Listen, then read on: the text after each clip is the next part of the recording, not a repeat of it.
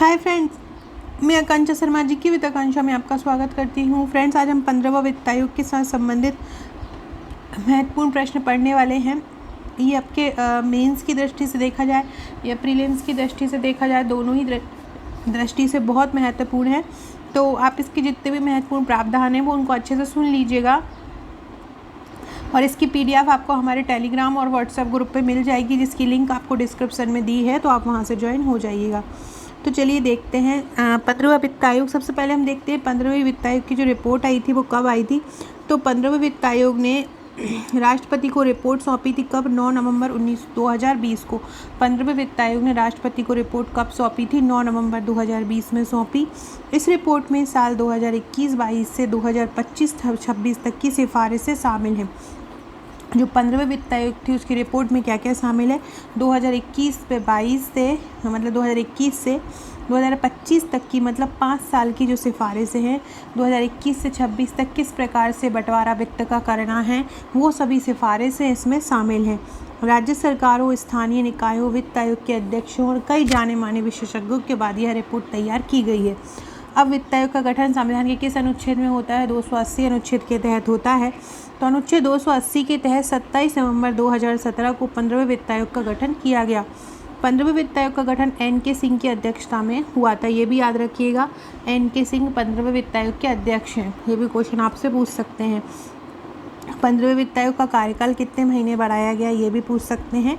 तो 15वें वित्त आयोग का कार्यकाल कितने महीने बढ़ाया गया? 11 महीने बढ़ाया गया। इसमें क्या हुआ है कि जो पूल होता है वित्त का राज्य और केंद्र के बीच, तो उसमें केंद्र राज्य को जो है वित्त संबंधी अधिकार कम दिए गए हैं, ये वित्त कम दिया गया है, जिसके कारण केंद्र और राज्यों के बीच विवाद बढ़ सकते हैं। कोरोना महामारी के कारण स्वास्थ्य सुधार की भी मांग इसमें की गई है कि कोरोना के कारण स्वास्थ्य की स्थिति बदतर है, तो स्वास्थ्य सुविधाओं के लिए बजट को बढ़ाया जाए।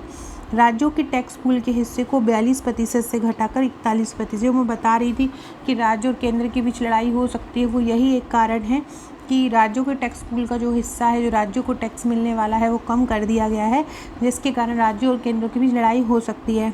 कर हस्तांतरण के बाद अनुमान है कि 2020-21 में 14 राज्यों का कुल राजस्व घाटा 74,340 करोड़ होगा।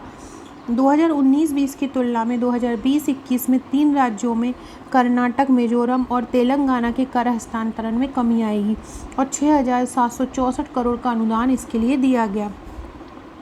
किसी राज्य की आय का सबसे अधिक वाले राज्य की आय के अंतर निम्नतर प्रति व्यक्ति आय वाले राज्य को प्रदान किया जाएगा। मतलब किसी राज्य की आय का सबसे अधिक वाले राज्य की आय से अंतर जो होगा वो किस प्रकार से किया जाएगा? जिस राज्य की निम्न प्रति व्यक्ति आय होगी।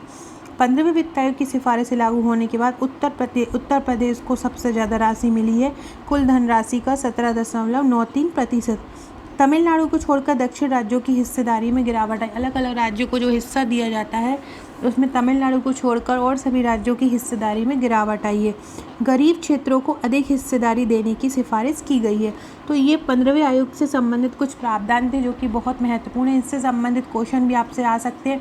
कब आया, किसकी अध्यक्षता में आया, किस राज्य को कम अधिकार दिए गए, राज्यों का पूल कितने प्रतिशत कम कर दिया, तो ये सभी आप कर लीजिएगा। अगला जो हम करंट का टॉपिक पढ़ेंगे वो राम मंदिर से संबंधित क्वेश्चन पढ़ेंगे। वीडियो अच्छी लगी हो तो लाइक शेयर ज़रूर कीजिएगा, चैनल को सब्सक्राइब कीजिएगा और इसकी PDF आपको हमारे टेलीग्राम और व्हाट्सएप ग्रुप पे मिल जाएगी। Okay friends, thank you.